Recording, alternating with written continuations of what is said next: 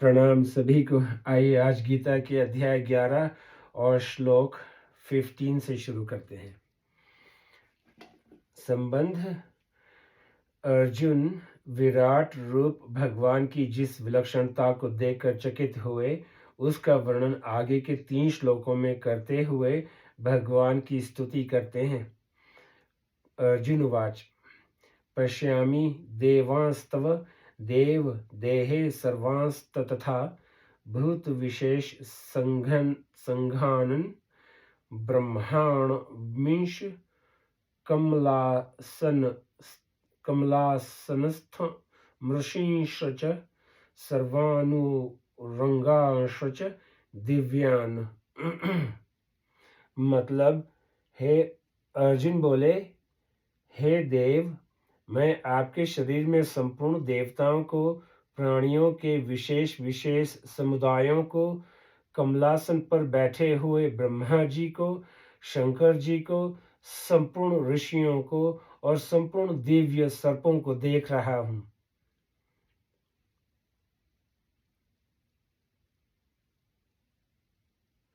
पश्यामि देवांस्तव देव देहे सर्वांस्तथा भूत विशेष संगानन ब्रह्माणमीश कमलासनस्थ मृषींश्वच सर्वानुरंगांश्वच दिव्यान। व्याख्या। पश्यामि देवांस्तव देव देहे सर्वांस्तथा भूत विशेष संगानन। अर्जुन की भगवत प्रदत्त दिव्य दृष्टि इतनी विलक्षण है कि उनको देवलोक भी अपने सामने दिख रहे हैं। इतना ही नहीं, उनको सब की सब त्रिलोकी दिख रही है। केवल त्रिलोकी ही नहीं, प्रत्युत त्रिलोकी के उत्पादक ब्रह्मा, पालक विष्णु और संहारक महेश भी प्रत्यक्ष दिख रहे हैं। अर्थात अर्जुन वर्णन करते हैं कि मैं संपूर्ण देवों को, प्राणियों के समुदायों को और ब्रह्मा तथा शंकर को देख रहा हूं। ब्रह्माणमीश कमलासनस्थम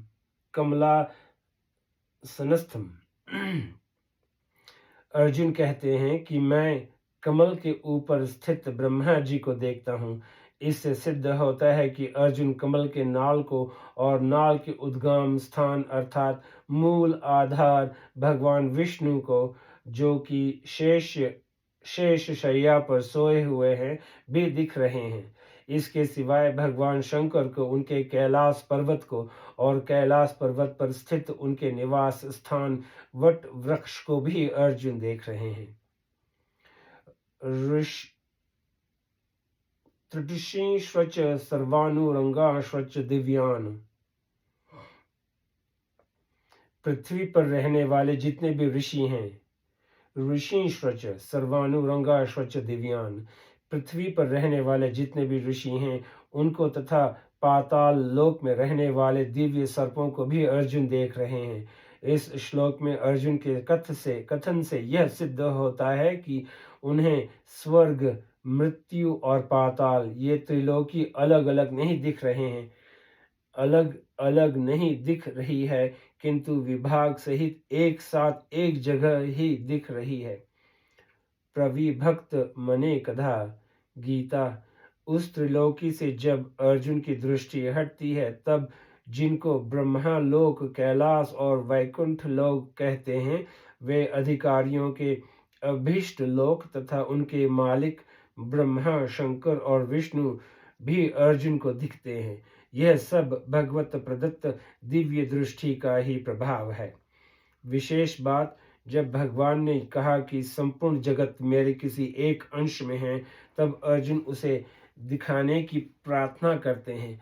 अर्जुन की प्रार्थना पर भगवान कहते हैं कि तू मेरे शरीर में एक जगह स्थित चराचर जगत को देख।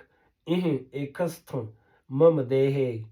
वेद व्यास जी द्वारा प्राप्त दिव्य दृष्टि वाले संजय भी यही बात कहते हैं कि अर्जुन ने भगवान के शरीर में एक जगह स्थित संपूर्ण जगत को देखा। तत्र एकस्थं देवदेवस्य शरीरे।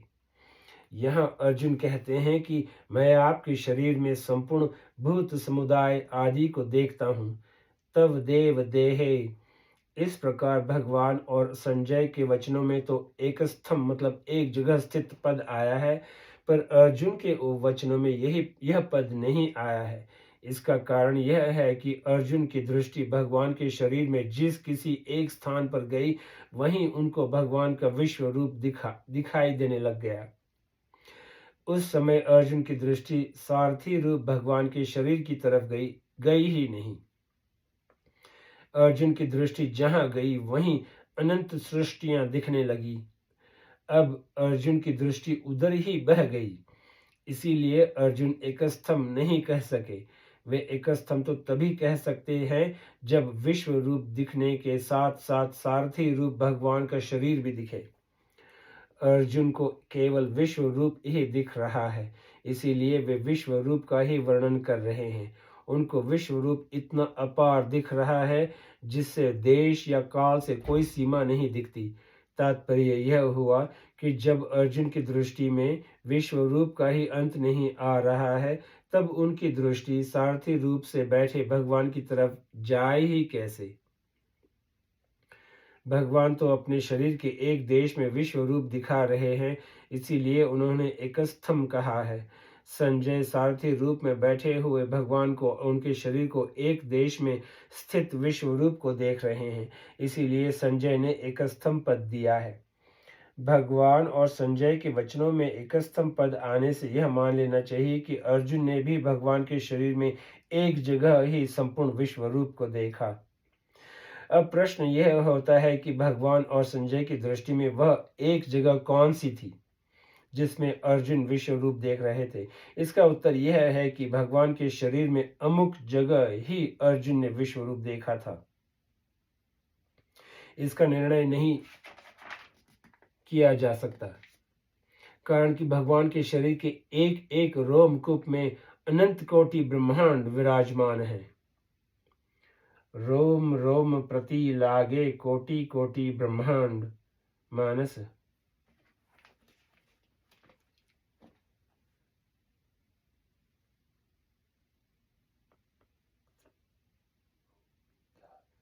कृकदभिधा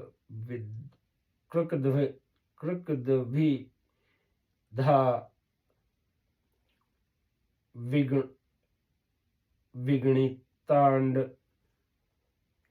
पराणुचर्या वाताध्वरोम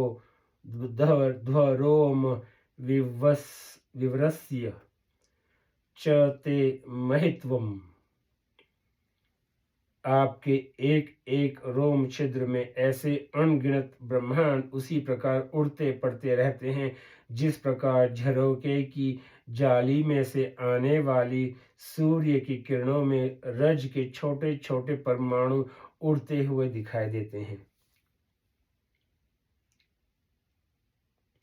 भगवान ने भी यह कहा था कि मेरे शरीर के एक देश में तू चराचर सहित संपूर्ण जगत को देख ले। इसीलिए जहां अर्जुन की दृष्टि एक बार पड़ी वहीं उनको संपूर्ण विश्व रूप दिखने लग गया। अब श्लोक 16 से शुरू करते हैं। अनेक बाहुदर वक्त्र नेत्र पश्यामि त्वां सर्वतो नंत रूपमं नान्त न मध्य न पुनस्त्वांदी पश्यामि विश्वेश्वर विश्वरूप। हे विश्वरूप, हे विश्वेश्वर, आपको मैं अनेक हाथों, पेटों, मुखों और नेत्रों वाला तथा सब ओर से अनंत रूप वाला देख रहा हूँ।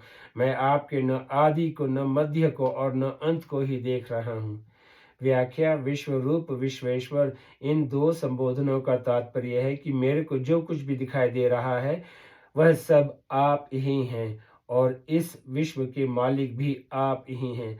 सांसारिक मनुष्यों के शरीर तो जड़ होते हैं पर उनमें शरीरी चेतन होता है, परंतु आपके विराट रूप में शरीर और शरीरी ये दो विभाग नहीं हैं। विराट रूप में शरीर और शरीरी रूप से एक आप ही हैं।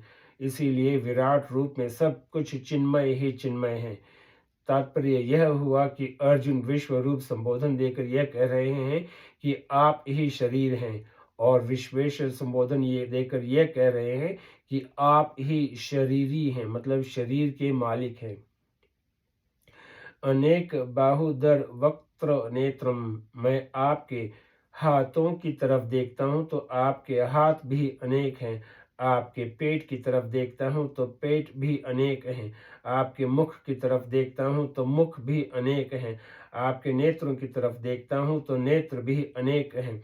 तात्पर्य है कि आपके हाथों, पेटों, मुखों और नेत्रों का कोई अंत नहीं है, सबके सब अनंत हैं।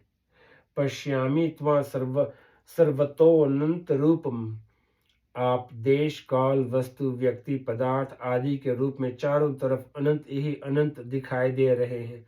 नान्त न मध्य न पुनस्तवादिम, आपका कहाँ अंत है इसका भी पता नहीं, आपका कहाँ मध्य है इसका भी पता नहीं, और आपका कहाँ आदि है इसका भी पता नहीं। सबसे पहले नान्तम कहने का तात्पर्य यह मालूम देता है कि जब कोई किसी को देखता है तब सबसे पहले उसकी दृष्टि उस वस्तु की सीमा पर जाती है कि यह कहाँ तक है। जैसे किसी पुस्तक को देखने पर सबसे पहले उसकी सीमा पर दृष्टि जाती है कि पुस्तक की लंबाई चौड़ाई कितनी है, ऐसे ही भगवान की विराट रूप को देखने पर अर्जुन की दृष्टि सबसे पहले उसकी सीमा मतलब अंत की ओर गई। जब अर्जुन को उसका अंत नहीं दिखा तब उनकी दृष्टि मध्य भाग पर गई, फिर आधी मतलब आरंभ की तरफ दृष्टि गई, पर कहीं भी विराट स्वरूप का अंत, मध्य और आदि का पता नहीं लगा। इसीलिए इस श्लोक में नान्त न मध्य न पुनस्तवादिम यह क्रम रखा गया है। अब श्लोक 17 से शुरू करते हैं। किरीटिन गदिनं चक्रिणं च तेजो राशि सर्वतो दीप्तमनन्तं, पश्यामि त्वां दुर्निरीक्ष्य समन्ताधिताप्तं लार्कघृतिम प्रमेयम्, मैं आपको किरीट, गदा, चक्र तथा शंख और पंच धारण किए हुए देख रहा हूं। आपको तेज की राशि, सब ओर प्रकाश करने वाले देदीप्यमान अग्नि तथा सूर्य के समान कांति वाले नेत्रों के द्वारा कठिनता से देखे जाने योग्य और सब तरफ से अप्रमेय स्वरूप देख रहा हूं। व्याख्या। किरीटिन गदिनं चक्रिणं च, आपको मैं किरीट, गदा और चक्र धारण किए हुए देख रहा हूं। यह च पद से शंख और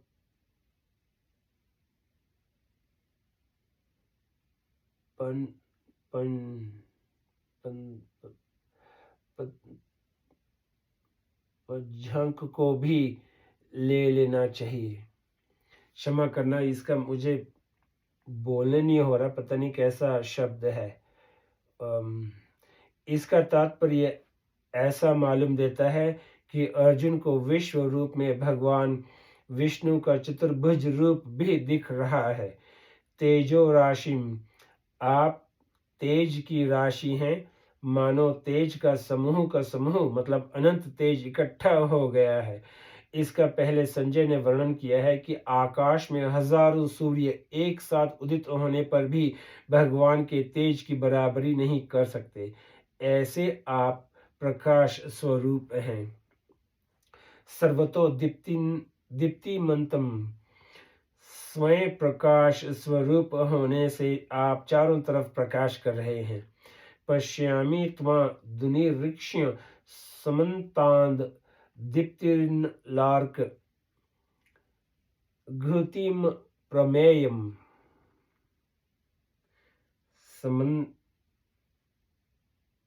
समन्ताद्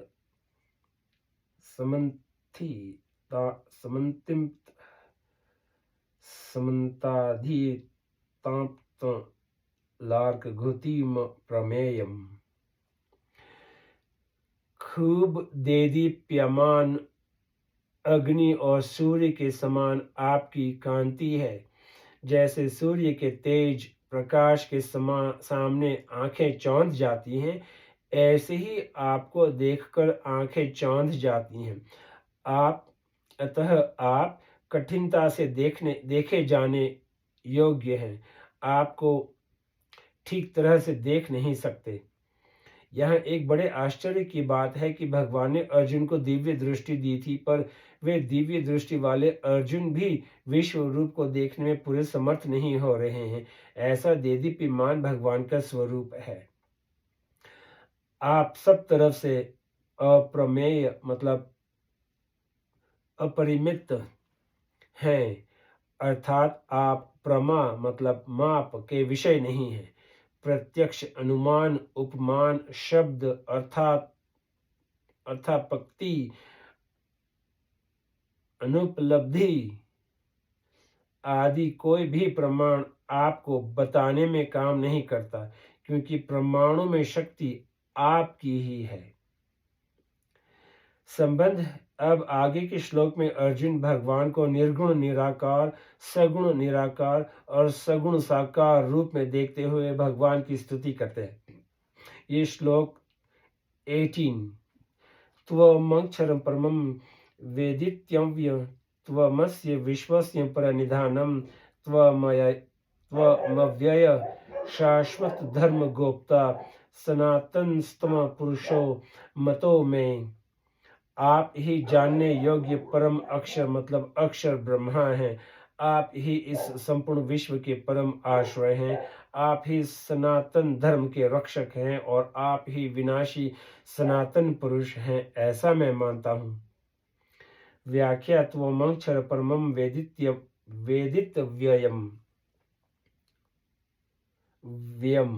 वेदितव्यम्। वेदों, शास्त्रों, पुराणों, स्मृतियों, संतों की वाणियों और तत्वज्ञ जीवन मुक्त महापुरुषों द्वारा जानने योग्य जो परमानंद स्वरूप अक्षर ब्रह्मा है, जिसको निर्गुण निराकार कहते हैं, वे आप ही हैं। त्वमस्य विश्वस्य परनिधानम्। देखने, सुनने और समझने में जो कुछ संसार आता है, उस संसार के परम आश्रय आधार आप ही हैं। जब महाप्रलय होता है, तब संपूर्ण संसार कारण सहित आप में ही लीन होता है और फिर महासर्ग के आदि में आपसे ही प्रकट होता है। इस तरह आप इस संसार के परम निधान हैं। इन पदों से अर्जुन सगुण निराकार का वर्णन करते हुए स्तुति करते हैं। त्वं शाश्वत धर्म गोप्ता। जहाँ धर्म की हानि और अधर्म की वृद्धि होती है, तब आप ही अवतार लेकर अधर्म का नाश करके सनातन धर्म की रक्षा करते हैं।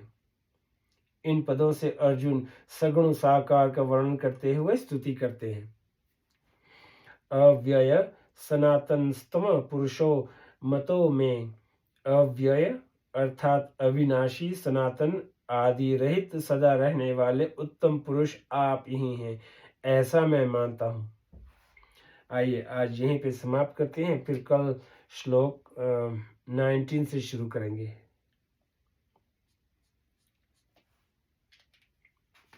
शुक्रिया, नमस्ते।